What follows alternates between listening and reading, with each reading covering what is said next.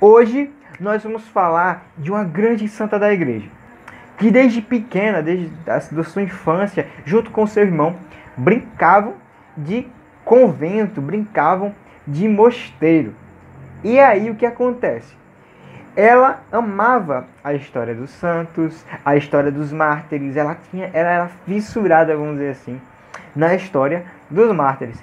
E até é tanto, né, que ela amava a história dos mártires que ela soube ali que perto da região dela os cristãos estavam sendo martirizados. E aí ela bolou um plano com seu irmão para ela fugir para essa região, para ela ser martirizada também. Mas, obviamente, seus pais souberam e cortaram esse plano que ela teve. Anos mais tarde, ela foge para entrar, né, num convento e tudo mais, para seguir a vida religiosa. E dentro dessa vida religiosa, ela tem um encontro com Deus, ela se aprofunda na oração. Ou seja, ela hoje é conhecida como mestra na oração. E nesse caminho que ela trilha, né, nessa jornada de vida de santidade, ela encontra um outro santo da igreja e os dois ficam conversando, trocando ideias, direcionamentos para reformar, vamos dizer assim, o Carmelo e abrir novos Carmelos também. Ela hoje é conhecida como doutora da igreja. E olha só, se você come batata frita, dizem por aí que ela foi responsável, ela inventou a batata frita. Nós estamos falando de Santa Teresa d'Ávila. E é sobre ela que hoje a gente vai bater um papo, vai conversar um pouco, vai conhecer um pouco sobre a história dela. Então se prepara aí, se acomoda, pega uma bebida que você gosta de tomar, refrigerante, alguma coisa assim, pega a pipoca e vamos conhecer essa história. Eu me chamo Luan Paiva e este é o programa Vida dos Santos, aqui no canal Devotos de Carla Cutts Brasil. Simbora!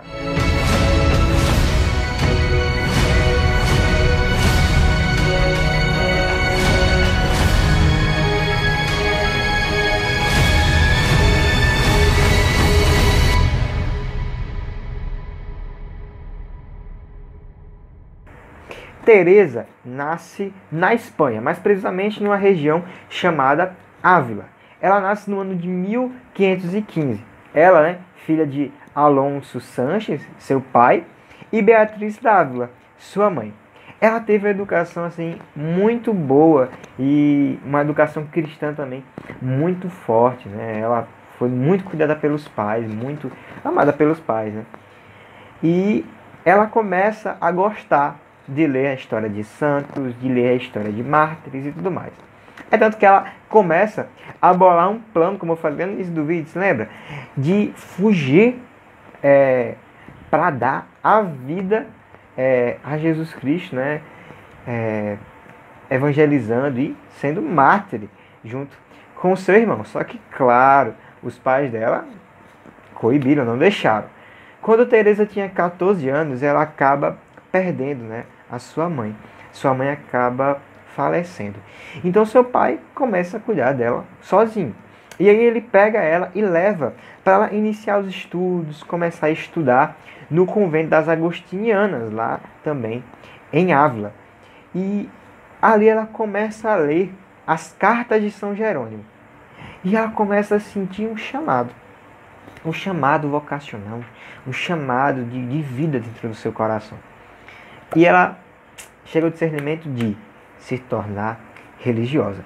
Só que quando ela vai falar com o pai dela, né, não sei se você está passando por isso, mas às vezes quando a gente está com discernimentos vocacionais aí da vida, que a gente vai falar com os pais meio que dão uma brecada, né, meio que não gostam muito. Alguns gostam, outros não, né?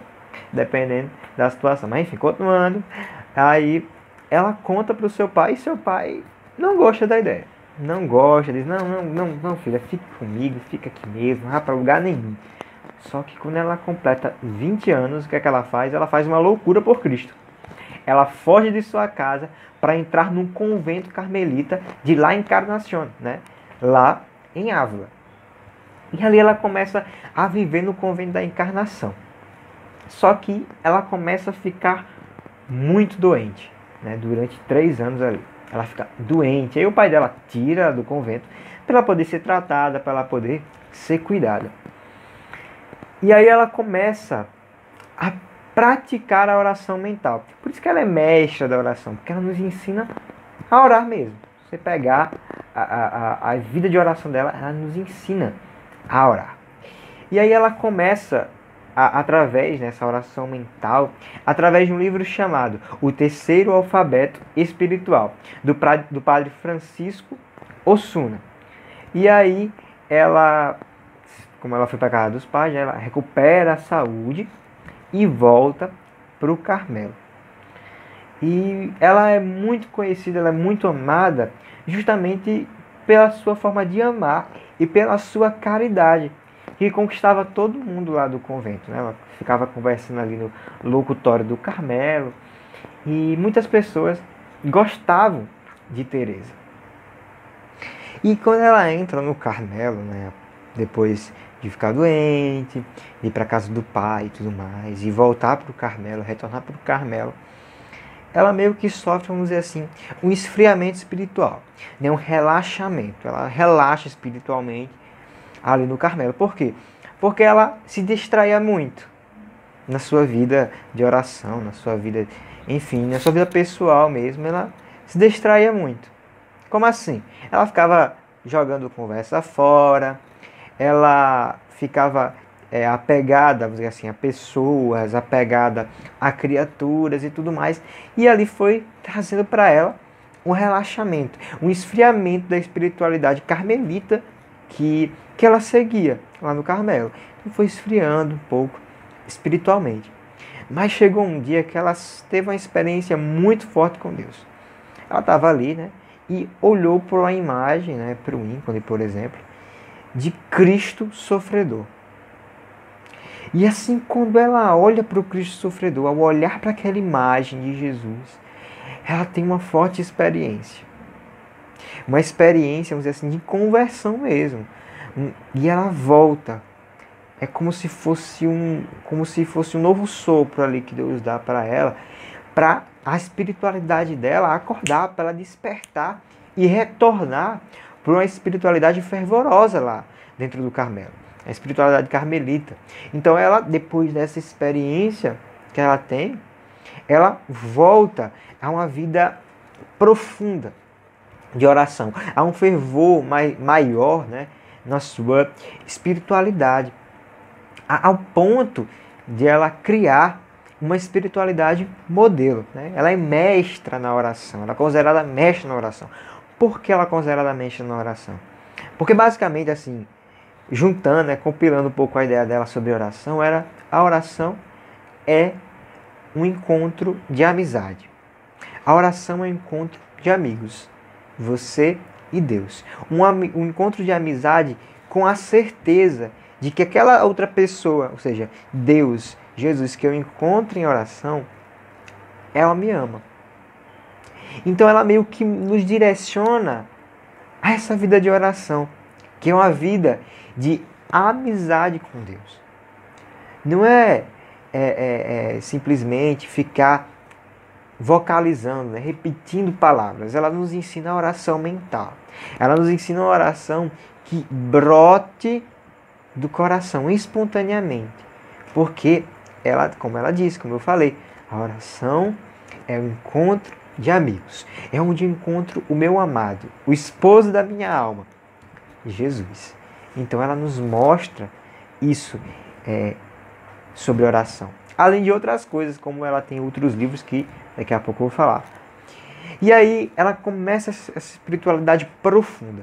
E no meio desse caminho, ela se torna amiga esse santo que eu vou falar daqui a pouco, de um santo. Ela se torna amiga de um santo que se torna diretor, conselheiro. Nada mais, nada menos do que São João da Cruz, né? Que é doutor da igreja, é místico e também foi reformador da parte masculina da ordem carmelita. E ali eles começam a conversar, né? Ter esse direcionamento, a ter contatos assim, místicos, né? E orientações. Ela começa a receber orientações de São João da Cruz. E ela tem esse desejo de reformar o Carmelo, de reformar a ordem carmelita, né? E ali elas têm direcionamentos com São João da Cruz, eles chegam nesse discernimento, vamos dizer, para iniciar uma reforma. E ali com 40 anos de idade, né, com a saúde frágil, a saúde um pouco debilitada, um pouco abalada, ela começa a reforma do Carmelo feminino, né, onde começou pela fundação do Carmelo de São José, né, que é ficou fora dos muros de Ávila, né, onde ela estava, na Espanha, e dali partiu para toda a Espanha, para todo o país, todas as gerações da Espanha, criando novos Carmelos, né, e Carmelos novos e reformados, reformando os Carmelos antigos. Isso provocou um pouco de ressentimento, porque tinha uma galera que não aceitava essa proposta dela, de uma vida austera, né, tudo mais. A galera não aprovava muito. Isso criou um pouco de abalo, assim, de perseguição por parte dela, né, com ela. Então ela acaba um pouco, chegou um certo tempo que temporariamente brecaram, assim, pararam, pediram para ela parar essas fundações, né, justamente por causa dessa perseguição que ela sofre. E Santa Teresa d'Ávila, ela deixa para a humanidade um grande legado, né, e grandes ensinamentos vivos aqui. Como a gente viu durante o programa, ela cria, né, ela reforma o convento das ordens carmelitas descalças. Então ela cria, né, ela funda vários conventos. Mas além disso, ela deixa pra gente livros, obras de espiritualidade, que podem nos ajudar na espiritualidade, na via de santidade e tudo mais. Então ela é considerada uma mulher muito inteligente. Obviamente, né, ela é uma das doutoras da igreja. E ela nos deixa livros como, por exemplo, o Livro da Vida, O Caminho da Perfeição, Moradas e Fundações, entre outros. Então ela nos mostra uma espiritualidade, vamos dizer assim, um modo de dirigir a alma, né, até uma espiritualidade muito forte, uma espiritualidade com Deus, né, no centro do nosso castelo interior. Seguindo uma base, claramente, que é aquela carmelita, né? Seguindo uma base de espiritualidade carmelita, né? Com os quatro degraus da oração, que é o recolhimento, a quietação, a união e o arrebatamento. E ela tinha uma vida mística, vamos dizer assim. Ela tinha uma vida mística. Um dos fatos que muitos comentam é que um anjo transpassa o coração de Santa Teresa d'Ávila com uma seta de fogo, né? Esse fato é comemorado até hoje pelo Carmelo, né, como a festa da transverberação do coração de Santa Teresa no dia 27, nos dias que sempre, né, no dia 27 de agosto. E ela também tinha dons espirituais, como por exemplo o dom, vamos dizer assim, de prever o futuro e de conseguir ler a consciência das pessoas. 8 anos antes dela morrer, ela em oração recebe a revelação da hora de sua morte. A hora, o dia, né, o momento que ela ia morrer. E esse fato aumentou ainda mais o desejo dela por Deus, o amor dela por Deus e sua vida de oração, né, aumentou depois disso. A paixão, o amor pela oração aumentou grandemente. E Santa Teresa, ela morreu no dia 4 de outubro de 1582, com 67 anos. Né? Ela viaja para encontrar a Duquesa Maria Henriques e fica 3 dias, né, de cama, 3 dias acamada ali, porque a saúde dela começa a ficar debilitada. E ela diz, né, até a beata Ana de São Bartolomeu, ela diz o seguinte: finalmente, minha filha, chegou a hora da minha morte.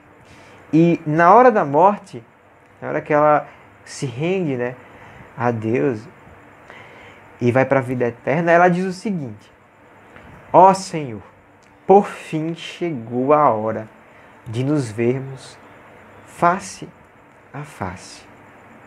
E ali ela entrega, né, o seu coração a Deus e vai ao encontro dele, para encontrar ele, face a face. E ela é sepultada em Alba de Torres, onde estão lá suas relíquias, né? Tá lá o seu coração, que no seu coração, dentro de um relicário, onde mostra justamente a marca, vamos dizer assim, da seta, né? Que o anjo transpassou o coração dela. Tá lá no relicário. E depois de sua morte, né, e tudo mais, como eu disse, até os dias de hoje, o seu corpo exala um perfume de rosas. E está conservado, né, está intacto ali, incorrupto. E como eu falei, o seu coração está dentro de um relicário, guardado também na igreja das Carmelitas, lá em Alba. E Santa Teresa, ela é canonizada no dia 27 de setembro de 1970. E deram a ela, né, o Papa deu a ela o título de doutora da Igreja. E sua festa é comemorada no dia 15 de outubro. Então Santa Teresa d'Ávila nos deixa assim vários ensinamentos. Um deles do que representa a vida de oração dela, uma vida determinada de oração, é como eu disse, como ela falou na hora da sua morte. Ela diz: chegou, Senhor, a hora de nos vermos face a face. E isso demonstra que durante a sua vida ela se entregou a Jesus em oração. Ela descobriu, vamos dizer assim, essa vida linda de intimidade com Deus, de amizade com Deus. E ela desperta dentro dos nossos corações justamente isso. Uma vida de oração. Uma vida de oração não por uma coisa chata, né? Uma coisa fadigante, mas uma vida de oração de amizade. Desperta para a gente perceber que Jesus, né, é nosso amigo. E que Ele quer ter nossa amizade, que Ele nos ama. Então a oração, quando eu me coloco em oração, eu tenho um encontro de amizade com Ele. E isso é sensacional. Esse encontro diário com Ele. E quanto mais a gente se aproxima dEle, mais a gente se torna parecido com Ele. E mais a gente se sente amado e descobre esse tesouro que é o amor de Deus por nós. Isso é um ensinamento que ela nos deixa, é uma provocação que ela nos deixa. Ela tem uma frase que diz o seguinte: nada te perturbes, nada te amedronte, tudo passa, a paciência tudo alcança, a quem tem Deus não falta, só Deus basta. Que a gente, como Santa Teresa d'Ávila, possa entregar o nosso coração. E nesse momento que a gente está vivendo de pandemia, né, que a gente possa dizer: só Deus basta. E em todos os problemas da nossa vida, pedir essa paciência. Porque tudo passa. Na paciência, tudo alcança. E vamos juntos para encerrar mais um programa hoje sobre Santa Teresa d'Ávila, nossa amiga do céu. Vamos fazer essa oração, né? Rezar, pedindo a intercessão dela para a nossa vida. Vamos lá juntos? Ó Santa Teresa de Jesus, vós sois a mestra da genuína oração e nos ensinais a rezar conversando com Deus, Pai, Filho e Espírito Santo. Ó Santa Teresa, ajudai-nos a rezar com fé e confiança, sem nunca duvidar da bondade divina. Ajudai-nos a rezar com inteira conformidade de vossa vontade com a vontade de Deus, com insistente perseverança, até alcançarmos aquilo que necessitamos. Ó Santa Teresa, fazei-nos fiéis à nossa oração da manhã e da noite, e a transformar em oração o cumprimento de nossas tarefas de cada dia. Que a oração seja para nós a porta de nossa conversão e santificação, a chave de ouro que nos abrirá as portas do céu. Amém.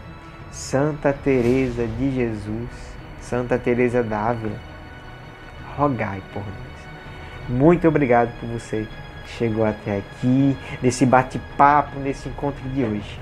Se você não é inscrito, se inscreve aí no canal, deixa o seu like, ativa as notificações, deixa aqui nos comentários o que você achou e encaminha esse vídeo para todo mundo. E também pede, né, para que outras pessoas assistam, participem dessa nossa grande família que tem vários programas top, galera. Tu tá só perdendo se tu não participa dessa família. Então, se torne um membro dessa família. A gente se espera com muita alegria. Muito obrigado por ter chegado até aqui e tamo junto sempre, galera. Meu nome é Luan Paiva, né? E esse aqui é o programa Vida dos Santos, aqui no canal Devotos de Carla Coots Brasil.